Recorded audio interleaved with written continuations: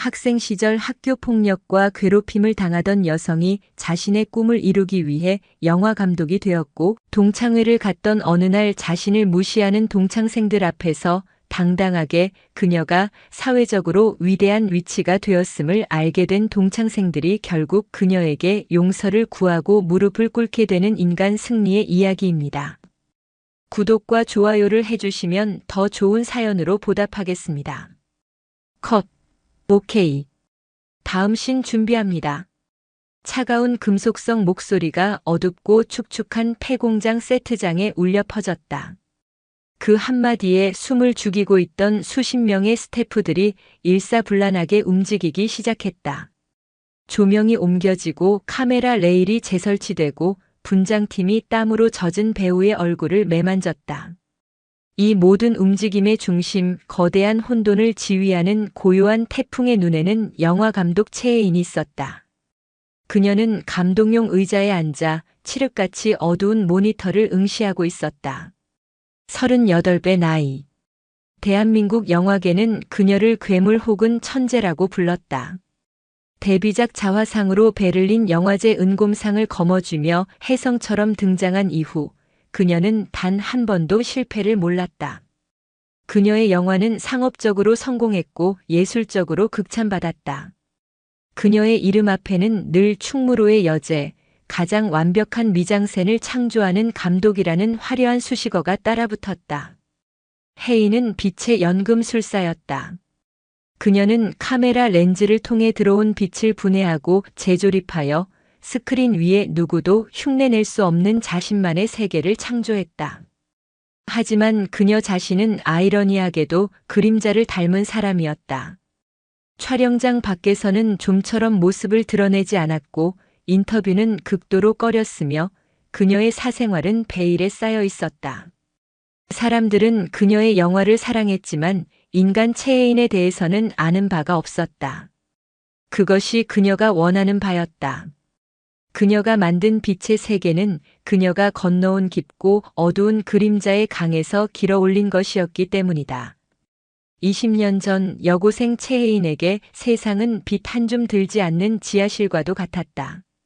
IMF 외환위기로 아버지의 중소기업이 무너진 후 6 식구는 경기도 외곽의 낡은 빌라 지하 방 2개짜리 집으로 쫓겨나듯 이사했다. 곰팡이 냄새가 진동하는 방. 혜인은 매일 밤 천장에서 떨어지는 물방울 소리를 들으며 잠이 들었다. 그녀의 유일한 탈출구는 1,000원짜리 대여 비디오였다. 불법으로 복제된 조악한 화질의 테이프들을 보며 그녀는 다른 세상을 꿈꿨다.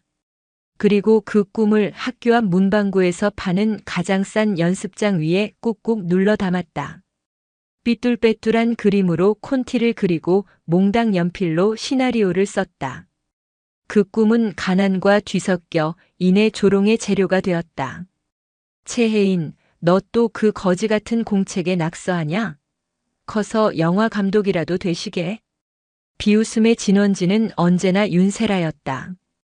부유한 변호사의 딸이었던 세라는 명품 브랜드의 신상 지갑과 반짝이는 액세서리로 자신의 계급을 증명했다. 그녀의 눈에 꿈을 꾸는 가난한 소녀는 이해할 수 없는 이물질이자 자신의 우월함을 확인시켜주는 좋은 먹잇감이었다. 고2 문학 시간, 나의 꿈이라는 주제로 발표를 하던 날이었다. 혜인은 떨리는 목소리로 자신이 만들고 싶은 영화에 대해 이야기했다. 세상의 모든 그림자 속에 숨어있는 작은 빛들을 담아내는 영화를 만들고 싶다고. 발표가 끝나자 교실에는 싸늘한 침묵이 흘렀다. 그때 맨 앞자리에 앉아있던 윤세라가 손을 들고 비아냥거리듯 말했다. 선생님, 질문 있어요. 최혜인이 말하는 그런 영화는 돈 많이 들지 않나요? 제가 알기론 감독하려면 돈도 많아야 하고 집안 빵빵해서 인맥도 있어야 한다던데요. 지하 단칸방에 살면서 그런 꿈을 꿔도 되는 건가요? 지하 단칸방. 세라는 모두에게 들으라는 듯 그 단어를 정확하고 잔인하게 발음했다. 교실은 순식간에 웃음바다가 되었다. 혜인은 얼굴이 불타는 것 같았다. 수치심에 눈물이 핑 돌았지만 필사적으로 참아냈다. 여기서 울면 윤세라가 원하는 대로 되는 것이었다. 그녀는 그저 아무 말 없이 주먹을 꽉 쥔 채 제자리로 돌아와 앉았다. 그날 이후 혜인은 누구에게도 자신의 꿈을 말하지 않았다. 그녀는 그림자 속으로 더 깊이 숨어들었다. 그리고 다짐했다. 언젠가 내가 사는 세상 가장 높은 곳에서 내가 만든 빛으로 너의 그림자를 비추리라. 20년의 세월이 흘렀다. 혜인은 약속을 지켰다. 그녀는 이제 누구도 무시할 수 없는 거물이 되었다. 그러던 어느 날 그녀의 사무실로 동문회 초대장이 배달되었다. 개교 50주년 기념 20회 졸업생 홈커밍데이. 지난 20년 그녀는 단 한 번도 동창회에 나가지 않았다. 복수심 때문이 아니었다. 그저 무의미하다고 생각했다. 하지만 이번에는 조금 달랐다. 그녀는 자신의 성공으로 단단한 성을 쌓았다. 이제는 그 시절의 자신을 마치 영화 속 인물을 관찰하듯 조금은 떨어진 거리에서 바라볼 수 있을 것 같았다. 그녀는 초대장을 서랍에 넣으며 비서에게 말했다. 이번 주 토요일 저녁 스케줄 전부 비워주세요. 아주 오래된 영화를 보러 갈 생각이었다. 홈커밍데이가 열리는 청담동의 한 부티크 호텔 라운지 반은 성공이라는 이름의 가면을 쓴 동창들의 욕망으로 번들거렸다. 의사 남편, 변호사 아내, 강남의 아파트, 자녀의 유학. 그들이 나누는 대화의 주제는 20년 전과 본질적으로 다르지 않았다. 과시와 질투 그리고 은근한 서열 매기기. 최혜인이 라운지 안으로 들어서는 순간 몇몇 동창들의 시선이 그녀에게로 향했다. 그들의 눈빛에는 당혹감이 어렸다. 그들이 기억하는 최혜인은 늘 주눅이 들어있고 낡고 빛바랜 옷을 입고 있던 소녀였다. 하지만 지금 그들 앞에 서 있는 여자는 달랐다. 혜인은 값비싼 티가 나지 않으면서도 재단이 완벽한 실크 블라우스에 몸의 선을 우아하게 드러내는 블랙 와이드 팬츠를 입고 있었다. 화려한 액세서리 하나 없었지만 오히려 그 절제미가 그녀의 존재감을 더욱 돋보이게 했다. 오랜 시간 자신만의 세계를 구축해온 사람에게서만 느껴지는 고요하고 단단한 아우라가 그녀를 감싸고 있었다. 동창들은 수군거렸다. 저거 최혜인 맞아? 용됐네. 어디서 돈 많은 남자라도 물었나 봐. 분위기가 완전 달라졌어. 그들의 칭찬 속에는 그녀가 자신들과 다른 방식으로 성공했다는 사실을 인정하고 싶지 않은 시기와 경계심이 교묘하게 숨어 있었다. 역시나 가장 먼저 그녀에게 다가온 것은 윤세라였다. 세라는 여전히 무리의 중심이었다. 그녀는 대한민국 3대 로펌의 파트너 변호사와 결혼하여 사교계의 여왕으로 군림하고 있었다. 어머, 최혜인 아니니? 정말 몰라보겠다. 여기가 어디라고 내가 다 오고. 아직도 그 영화인지 뭔지 만드는 일은 하고. 세라의 목소리는 꿀처럼 달았지만 그 안에는 가시가 숨어 있었다. 그녀는 혜인의 세련된 모습을 위아래로 훑어보며 그녀의 성공이 가짜일 것이라고 확신했다. 분명 어딘가 허술한 구석이 있을 터였다. 혜인은 담담하게 대답했다. 응, 세라야. 오랜만이네. 아직 그 일 해. 혜인의 태연한 반응에 세라의 심기가 불편해졌다. 그녀가 기대한 것은 주눅든 모습, 혹은 자신의 성공을 구차하게 변명하는 모습이었다. 세라는 혜인을 무너뜨릴 더 강력한 한 방이 필요했다. 그녀는 웨이터에게서 레드와인 2잔을 받아들고 교태 섞인 미소와 함께 혜인에게 다가갔다. 자, 옛날 생각도 나고 하니 우리 짠 한번 하자. 너도 이제 와인 정도는 마실 줄 알겠지? 그리고는 주변 친구들에게 들으라는 듯 하지만 혜인에게는 가장 아프게 들릴 목소리로 속삭였다. 아참, 셔터 내린 분식집에서 우리끼리 뒤풀이할 때 너 혼자 돈 없어서 포도주스 마셨잖아. 기억나니? 그때 내가 그러더라. 와인도 포도 맛 아니냐고. 어찌나 안쓰럽던지. 그것은 명백한 조롱이었다. 과거의 가장 아픈 기억을 들춰내 현재의 그녀를 모욕하는 잔인한 방식. 주변의 친구들이 크크거리는 웃음을 참는 소리가 들렸다. 혜인은 아무 말 없이 세라를 바라보았다. 그녀의 눈동자는 깊이를 알 수 없는 바다처럼 고요했다. 그 평온함이 세라의 마지막 이성을 끊어버렸다. 어머! 세라는 갑자기 발이 꼬인 척 비틀거리며 들고 있던 와인잔을 그대로 혜인을 향해 쏟아버렸다. 진홍빛 와인이 혜인의 새하얀 실크 블라우스 위로 폭포수처럼 쏟아져 내렸다. 블라우스는 순식간에 흉측한 얼룩으로 물들었다. 고의성이 다분한 완벽하게 계산된 실수였다. 어떡해. 미안해서 어쩌지 혜인아. 내가 정말 실수로. 세라는 과장된 몸짓으로 호들갑을 떨었다. 그녀의 얼굴에는 미안함 대신 통쾌함과 승리감이 번지고 있었다. 어디서 감히 진짜 상류층 흉내를 내. 내 본질은 이거야. 더럽고 촌스러운 얼룩. 그녀의 눈빛이 그렇게 말하고 있었다. 라운지 안에 모든 시선이 집중되었다. 값비싼 옷에 와인을 뒤집어 쓴 채 서 있는 채혜인과 안절부절 못하는 척 연기하는 윤세라. 모두가 이 촌극의 다음 장면을 기다렸다. 혜인이 화를 내거나 울음을 터뜨리거나 혹은 창피함에 도망치기를. 하지만 혜인은 그 자리에 못 박힌 듯 미동도 없이 서 있었다. 그녀는 자신의 옷에 묻은 붉은 와인 자국을 마치 스크린의 한 장면을 보듯 무감각하게 내려다볼 뿐이었다. 윤세라는 자신의 연출이 완벽했다고 생각했다. 와인을 뒤집어 쓴 채 망연자실하게 서 있는 채혜인의 모습은 그녀가 상상했던 그림 그대로였다. 이제 남은 것은 혜인의 자존심의 마지막 확인 사살을 하는 것뿐이었다. 어떡하니 정말. 이 옷 비싸 보이는데. 내가 세탁비는 꼭 물어줄게. 근데 너 혹시 이거 빌려 입고 온 건 아니지? 그렇다면 내가 배상금을 더 많이 줘야 할 텐데. 세라의 말에 주변에서 참지 못한 몇몇이 키득거리는 소리를 냈다. 그녀의 말은 너 같은 애가 이런 비싼 옷을 살 리가 없다는 모욕을 담고 있었다. 혜인은 천천히 고개를 들었다. 그녀는 세라를 지나 그녀의 뒤편에서 소리 없이 웃고 있는 동창들의 얼굴을 하나하나 눈에 담았다. 20년 전 교실에서 자신을 비웃던 바로 그 얼굴들이었다. 변한 것은 주름살의 숫자뿐이었다. 혜인의 입가에 희미한 그러나 얼음장처럼 차가운 미소가 떠올랐다. 괜찮아 세라야. 그녀의 목소리는 놀라울 정도로 평온했다. 분노도 당황도 굴욕감도 느껴지지 않았다. 그저 모든 것을 초월한 듯한 기묘한 평온함.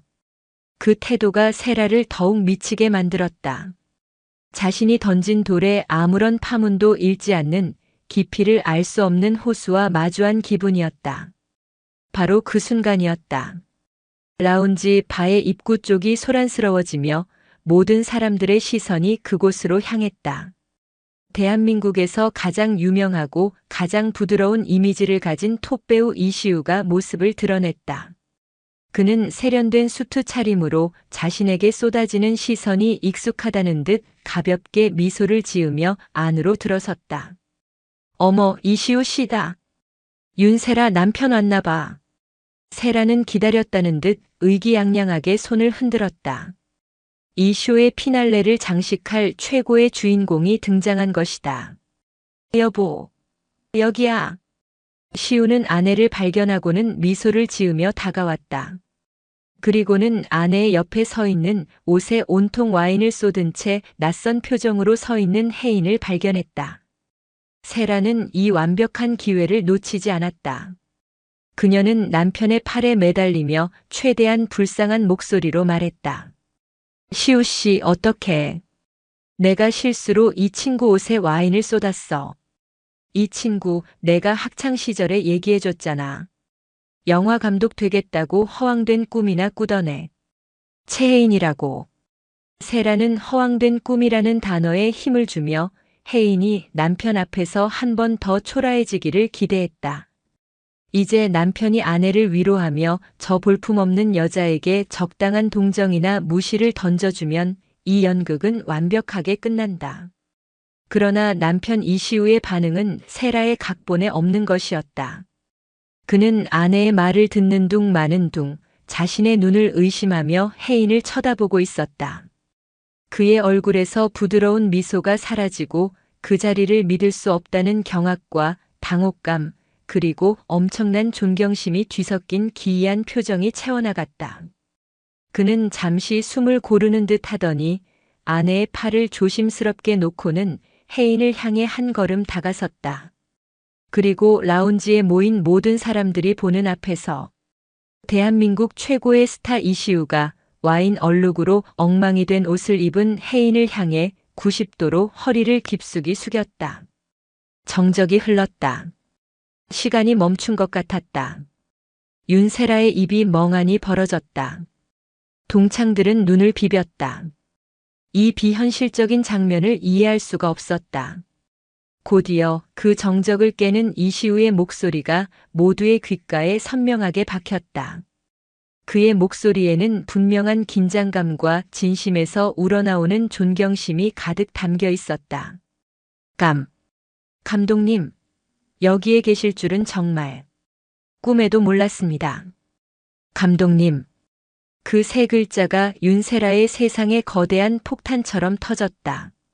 시우는 허리를 펴고도 어쩔 줄 몰라 하며 말했다. 다음 주에 있을 첫 미팅 때문에 따로 연락드리려고 했습니다. 그런데 드레스는 괜찮으십니까? 제가 대신 사과드리겠습니다. 제 아내가 큰 실수를. 그는 혜인의 옷에 묻은 와인 자국을 발견하고는 얼굴이 하얗게 질려 아내를 돌아보았다. 그의 눈빛은 대체 무슨 짓을 한 거야라는 무언의 질책으로 이글거리고 있었다. 윤세라는 그 자리에 얼어붙었다. 머릿속이 하얘졌다.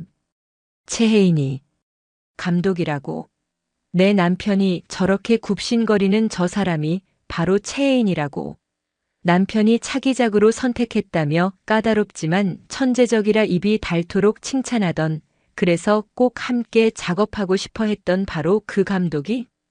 시우는 더 이상 아내를 신경 쓰지 않았다. 그는 망설임 없이 자신의 수트 재킷을 벗어 혜인의 어깨에 조심스럽게 덮어주었다. 와인 얼룩을 가려주려는 배려였다. 감독님 괜찮으시다면 제가 모시겠습니다. 이런 곳에 더 계시게 할 수는 없습니다. 그는 완벽하게 혜인의 편에 서서 아내와 다른 동창들을 투명인간 취급했다. 그 순간 이 공간의 권력, 명예, 존경의 흐름이 완벽하게 역전되었다. 최혜인은 더 이상 허황된 꿈을 꾸던 가난한 소녀가 아니었다. 그녀는 이 모든 것을 내려다보는 진짜 세상의 감독이었다. 이시우의 재킷이 자신의 어깨에 닿는 순간 최혜인은 20년의 시간을 거슬러 올라가 잿빛 교실에 서 있는 자신을 보았다. 그때 자신을 감쌌던 것은 동급생들의 경멸과 조롱이라는 차가운 외투였다. 하지만 지금 그녀의 어깨를 감싼 것은 대한민국 최고의 스타가 바치는 존경과 굴복의 상징이었다. 상황은 역전되었고 세상은 전복되었다. 혜인은 어떤 표정도 짓지 않았다. 그녀는 이시우에 모시겠습니다라는 말을 거절하지도 수락하지도 않았다. 그저 그가 열어주는 길을 따라 라운지 발을 가로질러 나아갔다. 그녀의 발걸음은 조용했지만 그 어떤 행진보다도 위압적이었다. 홍해가 갈라지듯 동창들이 길을 열었다. 경악, 혼란, 질투, 비굴함이 뒤섞인 수십 개의 눈동자가 그녀의 등 뒤에 달라붙었다. 그녀는 단 한 번도 뒤를 돌아보지 않았다. 특히 이 모든 소동의 중심에 미라클처럼 서 있는 윤세라에게는 눈길조차 주지 않았다. 완벽한 무시. 그것은 천마디의 욕설보다 더 잔인한 복수였다. 라운지 발을 빠져나와 호텔 로비로 향하는 내내 이시우는 안절부절 못하며 혜인의 곁에서 속사고처럼 말을 쏟아냈다. 감독님 정말 죄송합니다. 제가 드릴 말씀이 없습니다. 제 아내가 감독님이 누구신지 전혀 몰랐을 겁니다. 알았다면 절대 그런 무례를 범했을 리가. 이시우 씨. 혜인이 걸음을 멈추고 그를 돌아보았다. 그녀의 목소리는 얼음 조각처럼 차갑고 단단했다. 다음 주 미팅 때 보죠. 그녀는 더 이상 아무 말도 하지 않았다. 그 차가운 한마디는 이시우의 구차한 변명과 사과를 단칼에 베어버렸다. 이 일은 사적인 자리에서 사과 따위로 끝날 문제가 아니다. 우리의 관계는 이제부터 철저히 공적인 영역에서 재정립될 것이다. 혜인의 눈빛이 그렇게 말하고 있었다. 시우는 등골에 식은땀이 흐르는 것을 느꼈다. 그는 대한민국 최고의 배우였지만 지금 이 순간 그는 오디션 결과를 기다리는 지망생처럼 초조하고 무력했다. 혜인은 호텔 앞에 대기하고 있던 자신의 차에 올랐다. 그녀의 어깨에는 여전히 이시우의 재킷이 걸쳐져 있었다. 그것은 마치 전투에서 승리한 장수가 획득한 적장의 갑옷과도 같았다. 차가 미끄러지듯 출발하고 혜인은 룸미러를 통해 멀어지는 호텔을, 그 안에 남겨진 자신의 과거를 말없이 응시했다. 한편 혜인이 사라진 라운지 바에는 기이한 정적이 흘렀다. 조금 전까지의 소란이 거짓말이었던 것처럼 모든 시선은 한 곳에 집중되었다. 텅 빈 무대 위에 홀로 남겨진 배우 윤세라. 그녀는 핏기 하나 없는 얼굴로 혜인이 사라진 출입문 쪽을 멍하니 바라보고 있었다. 그녀의 편은 아무도 없었다. 조금 전까지 그녀의 옆에서 웃고 떠들던 친구들은 이제 서너 걸음씩 뒤로 물러나 마치 그녀가 전염병 환자라도 되는 것처럼 거리를 두고 있었다. 그들의 눈빛은 노골적인 조롱과 꼴쫓하는 비웃음을 담고 있었다. 최혜인의 블라우스에 묻었던 붉은 와인 얼룩은 이제 보이지 않는 낙인이 되어 윤세라의 이마에 선명하게 찍혀 있었다. 세라야, 괜찮아? 한 친구가 마지못해 입을 열었지만 그 목소리에는 위로보다 호기심이 더 크게 담겨 있었다. 세라는 대답하지 않았다. 아니, 할 수 없었다. 그녀의 귀에는 아무것도 들리지 않았다. 오직 자신의 심장이 쿵, 쿵, 쿵 하고 울리는 소리만이 머릿속을 가득 채웠다. 자신이 공들여 연출한 이 완벽한 무대에서 자신은 가장 화려한 주인공이 아니라 가장 비참한 조롱거리로 전락해버렸다. 그녀는 비틀거리며 자신의 자리로 돌아왔다. 테이블 위에는 그녀가 마시다 만 와인잔이 덩그러니 놓여 있었다. 붉은 와인이 마치 최혜인이 흘린 피처럼 보였다. 세라는 온몸이 부들부들 떨리는 것을 느끼며 자리에 주저앉았다. 주변의 수군거림이 그녀의 신경을 갈기갈기 찢어놓는 것 같았다. 그녀의 화려했던 홈커밍 데이는 그렇게 끝났다. 집으로 돌아온 혜인은 현관에 들어서자마자 어깨에 걸치고 있던 이시우의 재킷을 벗어 소파 위에 던져놓았다. 그리곤 곧장 욕실로 향했다. 그녀는 와인으로 엉망이 된 실크 블라우스를 벗었다. 붉은 얼룩은 그녀의 새하얀 피부에까지 희미하게 번져 있었다. 그녀는 블라우스를 쓰레기통에 던져버리지 않았다. 대신 세면대에 차가운 물을 받기 시작했다. 그리고는 붉게 물든 블라우스를 물속에 담갔다. 진홍빛 와인이 물속으로 서서히 피처럼 번져나갔다. 혜인은 무표정한 얼굴로 그 광경을 오랫동안 내려다보았다. 그것은 하나의 의식과도 같았다. 20년 묵은 얼룩을 씻어내는 행위. 과거에 자신이 느꼈던 굴욕과 수치심은 이제 그녀의 손안에서 통제되고 있었다. 그녀는 더 이상 얼룩을 묻힌 채 도망치던 소녀가 아니었다. 얼룩의 의미를 결정하고 그것을 씻어낼지 혹은 그대로 작품의 일부로 끌어안을지를 결정하는 감독이었다. 와인이 희미하게 빠져나간 블라우스를 가볍게 짜서 널어놓고 그녀는 거실로 나왔다. 소파 위에 던져진 이시우의 재킷이 눈에 들어왔다. 그의 채취와 당황하며 흘렸을 식은땀의 흔적이 희미하게 남아있는 듯 했다. 그녀는 재킷을 들어 군더더기 없는 동작으로 깔끔하게 개어 쇼핑백에 담았다. 이것은 자신의 것이 아니다. 처리해야 할 소품일 뿐이다. 그날 밤 이시우는 자정이 넘어서야 집에 들어왔다. 그를 맞이한 것은 어둠과 냉기, 그리고 거실 소파에 인형처럼 앉아있는 아내 윤세라였다. 당신. 세라가 그를 보자마자 자리에서 벌떡 일어났다. 그녀의 눈은 붉게 충혈되어 있었다. 어떻게 나한테 그럴 수가 있어? 사람들 앞에서 나를 그렇게 만들고 그 기집애 편을 들어? 그 기집애라니. 말 조심해, 윤세라. 시우의 목소리에도 분노가 가득했다. 그는 평생 이렇게까지 화를 내본 적이 없었다. 늘 부드럽고 젠틀했던 그의 가면이 산산조각 나고 있었다. 당신이 오늘 무슨 짓을 했는지 알아? 당신은 그냥 와인을 쏟은 게 아니야. 한 사람의 인격을, 그것도 20년 전의 상처까지 끄집어내서 공개적으로 짓밟으려고 했어. 내가 본 것 중에 가장 추하고 역겨운 장면이었어. 뭐? 추해? 역겨워? 그럼 그 기집애는 그렇게 성공한 척, 고고한 척, 우리를 기만하는 건 괜찮고, 당신 홀리려고 작정하고 나타난 거 안 보여? 당신이 그 기집애한테 감독님, 감독님 하면서 굽신거리는 꼴이 더 역겨웠어. 세라는 이성을 잃고 악을 썼다.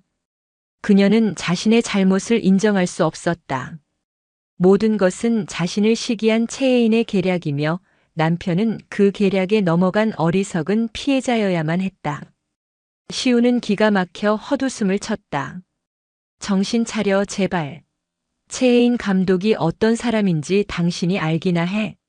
그녀는 자기 영화에 티끌만 한 거짓이라도 섞이는 걸 병적으로 싫어하는 사람이야. 완벽한 진실, 날 것 그대로의 진심이 아니면 절대 오케이 사인을 안 해.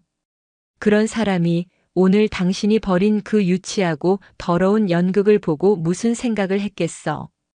그는 절망적인 목소리로 말을 이었다. 이 바닥에서 내 평판, 내 이미지가 어떻게 만들어진 건데. 근데 내 아내가, 그것도 내 다음 작품을 책임질 감독한테 그런 짓을 벌였어. 이건 단순히 내 커리어를 망치는 수준이 아니야. 내 존재 자체를 부정당한 거라고. 당신 때문에. 두 사람의 싸움은 끝이 보이지 않았다. 세라의 히스테릭한 절규와 시우의 냉정한 분노가 화려한 집안을 채웠다. 그들의 결혼 생활을 지탱해주던 성공이라는 얇은 얼음판 위로 쩍쩍 하고 금이 가는 소리가 선명하게 들리고 있었다. 일주일 후 최혜인 감독의 제작사 스튜디오 페르소나의 회의실. 공기마저 디자인된 듯 미니멀하고 차가운 공간이었다. 거대한 회의용 테이블과 한쪽 벽면을 가득 채운 스크린만이 이 공간의 목적을 말해주고 있었다. 영화 페르소나의 첫 번째 공식 미팅. 대한민국 최고의 배우들과 스태프들이 모였지만 회의실 안에는 무거운 침묵과 숨막히는 긴장감만이 감돌았다. 이시우는 약속 시간보다 30분이나 일찍 도착했다. 그는 일주일 동안 지옥을 경험했다. 아내와의 관계는 파탄 직전이었고 동창회 와인 사건은 입소문을 타고 업계에 파다하게 퍼져 있었다. 그는 밤을 새워 대본을 읽고 또 읽었지만 글자들은 머릿속에 들어오지 않았다. 회의실 안으로 들어선 그는 테이블 한쪽 의자 위에 놓인 쇼핑백을 발견했다. 그 안에는 자신이 지난주 혜인의 어깨에 덮어주었던 바로 그 수트 재킷이 흠잡을 데 없이 깔끔하게 드라이 클리닝되어 담겨 있었다. 혜인의 방식이었다. 고맙다는 인사도 불쾌했다는 표현도 없이 그저 완벽하게 처리된 사물로 자신의 메시지를 전달하는 것. 당신의 호의는 잘 받았고 이제 이 일은 끝났다. 남은 것은 오직 일뿐이다. 시우는 마른 침을 삼켰다.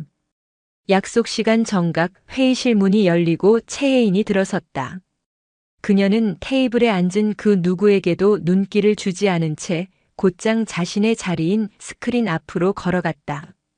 미팅 시작하겠습니다. 그녀의 차가운 목소리와 함께 벽면에 거대한 스크린이 켜졌다.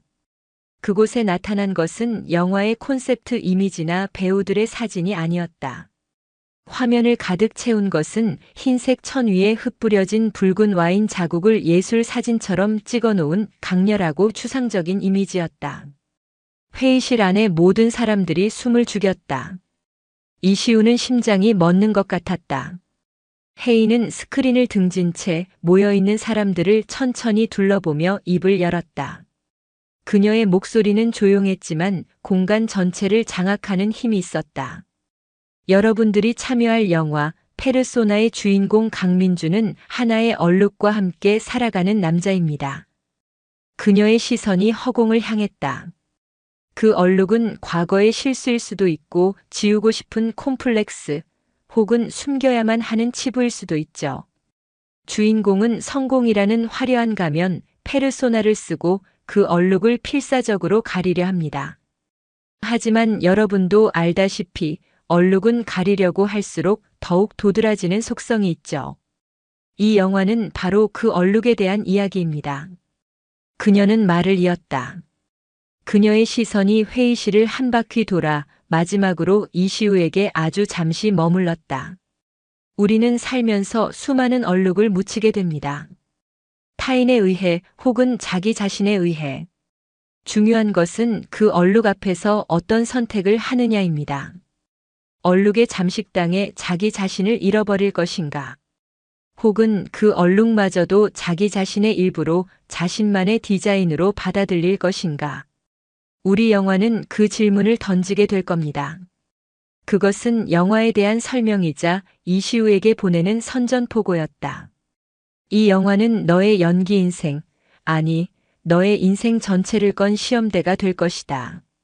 너는 너 자신의 얼룩, 내 아내가 만든 그 굴욕의 흔적을 정면으로 마주하고 그것을 진짜 예술로 승화시킬 수 있는가? 혜인은 모든 설명을 마친 후 프로젝터를 껐다. 그리고 어두워진 회의실 안에서 오직 한 사람, 이시우를 똑바로 응시하며 물었다. 이 역할 제대로 감당할 수 있겠어요, 이시우 씨? 그 질문은 회의실의 모든 공기를 빨아들여 하나의 블랙홀처럼 이시우를 짓눌렀다. 그의 대답에 그의 미래가 그리고 한 편의 영화의 운명이 달려 있었다. 최혜인의 질문은 단순한 물음이 아니었다. 그것은 그의 영혼을 저울질하는 심판관의 추와도 같았다. 이 역할 제대로 감당할 수 있겠어요, 이시우 씨? 그 목소리는 회의실의 모든 공기를 얼어붙게 만들었고 이시우의 심장을 꿰뚫었다. 여기서 무너진다면 그의 배우 인생은 끝이었다. 아니, 어쩌면 한 인간으로서의 삶 전체가 거짓으로 남게 될 터였다. 그는 지난 일주일간 자신을 괴롭혔던 모든 혼란과 절망, 아내에 대한 분노와 자기 자신에 대한 혐오를 억눌렀다. 그리고 최혜인의 눈을 그 깊이를 알 수 없는 심연 같은 눈동자를 정면으로 마주보았다. 그는 애써 자신감 있는 미소를 짓지 않았다. 허세를 부리지도 않았다. 대신 떨리는 목소리로 그러나 단 한치의 거짓도 없이 자신의 운명을 건 대답을 내놓았다. 해야만 합니다, 감독님. 그것은 할 수 있습니다라는 자신감의 표현이 아니었다. 하지 않으면 죽습니다라는 처절한 생존자의 외침이었다. 그 대답 속에 담긴 절박함을 최혜인은 놓치지 않았다. 그녀는 아주 희미하게 거의 알아차릴 수 없을 정도로 고개를 끄덕였다. 시험은 이제부터 시작이었다. 영화 페르소나의 첫 촬영이 시작된 후 현장은 그야말로 얼음장 위를 걷는 듯한 나날의 연속이었다. 이시우는 필사적으로 연기했다. 그는 대본의 모든 토시 하나까지 분석했고 수십 가지 버전의 강민준을 준비했다. 하지만 카메라 렌즈를 통해 그를 지켜보는 최혜인의 눈을 만족시킬 수는 없었다. 컷. 가짜입니다. 컷. 감정이 너무 앞서가요. 지금 당신은 슬픔을 연기하고 있어요. 컷. 당신 연기엔 나는 이렇게 노력하고 있다는 변명만 가득해요, 이시우 씨. 최혜인의 지적은 날카로운 메스처럼 그의 연기를 해부하고 그 안의 거짓을 정확하게 도려냈다. 이시우는 미칠 것 같았다. 그는 잠을 줄이고 식사를 거르며 역할에 몰두했지만 그럴수록 강민주는 그에게서 더 멀어지는 듯 했다. 최혜인이 말한 얼룩의 실체는 그의 발목을 잡는 거대한 족쇄가 되어 그를 올감했다. 그는 자신의 수치심, 즉 아내 윤세라가 저지른 짓과 그 앞에서 비굴했던 자신의 모습을 외면하고 싶었다. 그 기억을 지우려 할수록 그의 연기는 더욱 공허해졌다. 집은 더 이상 안식처가 아니었다. 아내 윤세라는 피해망상에 사로잡혀 있었다. 그녀는 남편의 모든 것을 최혜인과 연관지었다. 그 여자 때문에 당신이 변했어. 당신 그 여자랑 잤지? 그래서 나한테 이렇게 차가운 거지. 그녀의 히스테릭한 비난은 이시우의 남은 에너지를 모두 소진시켰다. 그는 결국 촬영장에 가니 숙소로 거처를 옮겼다. 완벽한 고립. 그는 연기에서도 인생에서도 길을 잃었다. 마침내 운명의 날이 왔다. 그날은 영화의 하이라이트, 주인공 강민준이 자신의 화려한 드레스룸 거울 앞에 서서 성공이라는 가면을 쓰고 있는 자기 자신을 향해 울분을 터뜨리다 처절하게 무너지는 장면을 촬영하는 날이었다. 이시우는 이 장면만 성공하면 모든 것을 되돌릴 수 있을 것이라 생각했다. 하지만 수십 번의 테이크가 반복될 뿐이었다. 그는 울고 소리치고 거울을 주먹으로 내리쳤다. 하지만 그 모든 것은 기술적으로 완벽한 연기일 뿐 최혜인이 원하는 영혼의 날 것 그대로의 파열은 아니었다. 컷. 그만. 최혜인의 지친 목소리가 들려왔다. 현장의 모든 스태프들이 좌절감에 고개를 숙였다. 이시우는 땀과 눈물로 범벅이 된 채 거울 앞에 주저앉았다. 그는 모든 것을 포기하고 싶었다. 바로 그때 최혜인이 감독 의자에서 일어나 그에게로 천천히 걸어왔다. 그녀는 카메라 옆에 멈춰 섰다. 그리고는 주변의 모든 스태프들을 향해 말했다. 잠시 모두 나가주세요. 배우와 이야기할 시간이 필요합니다. 스태프들이 모두 빠져나가고 거대한 세트장 안에는 최혜인과 이시우 단 두 사람만이 남았다. 최혜인은 이시우의 눈높이에 맞춰 몸을 낮췄다. 그리고는 이전과는 다른 아주 낮고 조용한 목소리로 그에게 속삭였다. 그녀의 목소리는 오직 이시우에게만 들릴 만큼 작았다. 이시우 씨. 지금부터 저 카메라 렌즈가 거울이라고 생각하지 마세요. 그녀는 이시우의 흔들리는 눈동자를 똑바로 들여다보며 말했다. 저 렌즈 뒤에 당신 아내 윤세라 씨가 서 있다고 상상해봐요. 20년 전 교복을 입고 비웃던 바로 그 모습으로. 그리고 그 옆에는 와인 얼룩이 묻은 옷을 입은 채 아무 말도 못하고 서 있던 20년 전의 채인도 함께 서 있어요. 이시우의 동공이 격렬하게 흔들렸다. 이제 강민주는 잊어요. 지금부터 당신은 배우가 아닙니다. 그냥 인간 이시우로서 그 두 사람에게 그리고 그 모든 상황을 방관했던 자기 자신에게 정말로 하고 싶었던 말을 해보세요. 어떤 말이든 상관없어요. 욕설도 좋고 절규도 좋고 구차한 변명이라도 좋아요. 당신의 진짜 목소리를 들려주세요. 그것은 감독의 디렉팅이 아니었다. 심리치료사의 잔인한 처방이자 구원을 향한 마지막 동아줄이었다. 이시우의 마지막 방어벽이 그 말 한마디에 와르르 무너져 내렸다. 그는 고개를 들어 카메라 렌즈를 최혜인의 눈을 바라보았다. 그의 입술이 가늘게 떨렸다. 그리고 다음 순간 그의 안에서 억눌려 있던 모든 것이 터져나왔다. 미안해. 정말 미안합니다. 내가 비겁했어. 다 알면서도. 당신이 얼마나 추악한지 알면서도 나는 그걸 막지 못했어. 아니, 막지 않았어. 내 성공을 위해서, 내 안위를 위해서. 모른 척했어. 그 애한테 당신이 무슨 짓을 했는지. 미안합니다. 그리고 너, 윤세라. 넌 넌 괴물이야. 내가 가진 모든 건 다 가짜야. 내 자존심, 내 행복. 전부 다. 그리고 나도 가짜야. 이시우. 이 비겁한 새끼야. 그것은 대본에 없는 말들이었다. 한 남자가 자신의 영혼을 걸고 내뱉는 처절한 고백. 그의 얼굴은 눈물과 콧물, 침으로 범벅이 되었다. 그는 아이처럼 울부짖으며 자신의 가슴을 미친 듯이 내리쳤다. 세트장 밖에서 숨죽여 이 모습을 지켜보던 최혜인은 조용히 무전기에 입을 가져다 댔다. 카메라 계속 돌려. 그날 대한민국 영화사의 전설로 기록될 한 장면이 그렇게 탄생하고 있었다. 카메라 앞에서 모든 것을 쏟아낸 그날 이후 이시우는 다른 사람이 되었다. 그의 눈빛은 깊어졌고 그의 목소리에는 삶의 무게가 실렸다. 그는 더 이상 강민준을 연기하려 애쓰지 않았다. 그 자신이 강민준이 되어 자신의 상처와 수치심을 고스란히 필름 위에 새겨나갔다. 그의 연기는 더 이상 연기가 아니었다. 그것은 고통스러운 치유의 과정이자 한 인간의 부활에 대한 생생한 기록이었다. 현장의 분위기도 완전히 바뀌었다.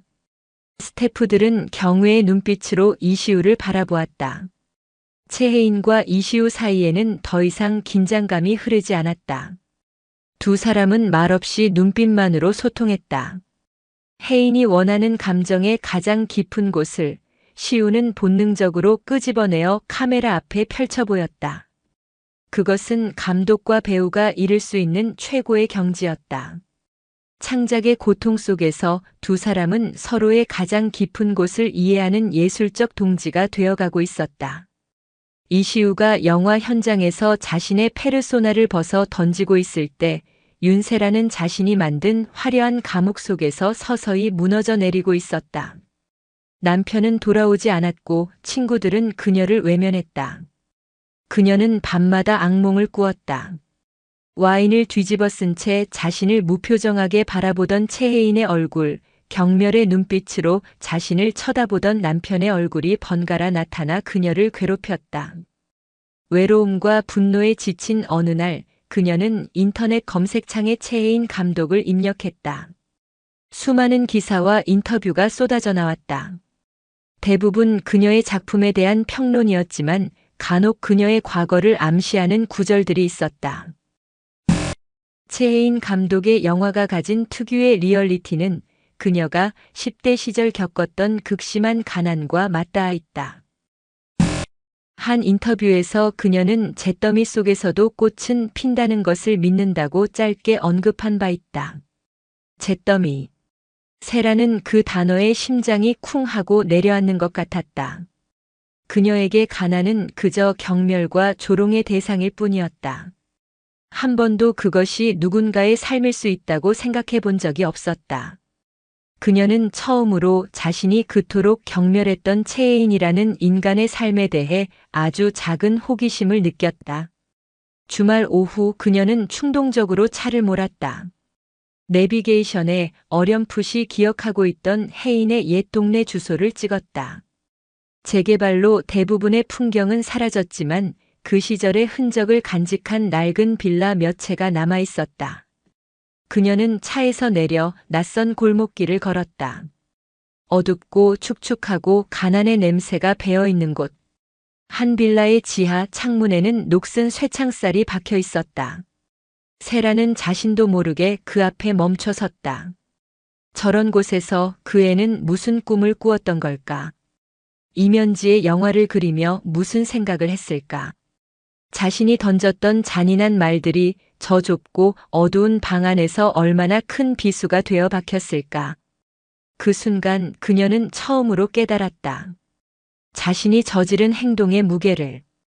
그것은 단순한 장난이나 질투가 아니었다. 한 인간의 존엄성에 대한 폭력이었다. 그녀의 완벽했던 세계에 거대한 균열이 가기 시작했다. 그녀는 그 자리에 주저앉아 난생 처음으로 타인의 고통을 상상하며 소리 없이 눈물을 흘렸다. 그녀의 오만했던 페르소나에 아주 작은 진실의 빛이 스며들고 있었다. 1년에 가까운 촬영과 후반 작업을 거쳐 마침내 영화 페르소나가 세상에 공개되는 날이 왔다. 언론과 평단의 반응은 폭발적이었다. 한 배우의 영혼을 남김없이 해부한 잔인하고도 아름다운 걸작, 카메라는 때로 가장 정직한 거울이 될 수 있음을 증명한 영화. 특히 대본에도 없었던 이시우의 고백신은 영화사의 한 페이지를 장식할 전설적인 명장면으로 회자되었다. VIP 시사회가 열리는 극장은 대한민국 연예계와 정재계의 명사들로 가득 찼다. 그 중심에는 단연 최혜인과 이시우가 있었다. 최혜인은 여전히 담담하고 우아했다. 이시우는 눈에 띄게 수척해졌지만 그의 눈빛은 이전과 비교할 수 없을 만큼 깊고 단단했다. 윤세라도 그곳에 있었다. 이시우가 건넨 초대장이었다. 이혼 이야기가 오가던 중 그는 이 영화만큼은 당신이 꼭 봤으면 좋겠어. 이건 우리 이야기이기도 하니까. 라고 말했다. 세라는 지난 몇 달간 많은 것이 변해 있었다. 그녀는 화려한 드레스 대신 차분한 색의 정장을 입고 있었다. 그녀는 그 누구에게도 아는 척하지 않고 조용히 지정된 좌석에 앉아 스크린이 밝아지기만을 기다렸다. 영화가 시작되고 그녀는 숨을 쉴 수가 없었다. 스크린 속 강민주는 성공해 가면 뒤에 자신의 추악한 비밀과 수치심을 숨기고 살아가는 남자였다. 그의 모습 위로 지난 세월 허영과 위선으로 가득했던 자신의 모습이 겹쳐 보였다. 영화는 거대한 거울이 되어 그녀가 외면해왔던 자신의 맨 얼굴을 비추고 있었다. 그리고 마침내 문제의 고백신. 스크린 속 이시우가, 아니, 남편이 카메라 렌즈를 향해 절규하기 시작했다. 미안합니다. 내가 비겁했어. 그리고 너, 윤세라. 넌 괴물이야. 그녀는 심장이 멎는 것 같았다. 이것은 연기가 아니었다. 남편이 지난 수십 년간 한 번도 보여주지 않았던 그의 진짜 영혼이 자신을 향해 피를 토해내고 있었다. 그녀는 어둠 속에서 소리 없이 오열했다. 스크린의 빛이 그녀의 눈물을 비추고 있었다. 영화가 끝나고 엔딩 크레딧이 올라갈 때 극장 안은 기립박수로 가득 찼다. 세라는 멍하니 앉아 있었다.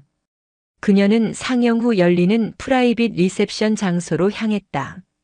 수많은 사람들이 최혜인과 이시우 주변에 몰려들어 찬사를 보내고 있었다.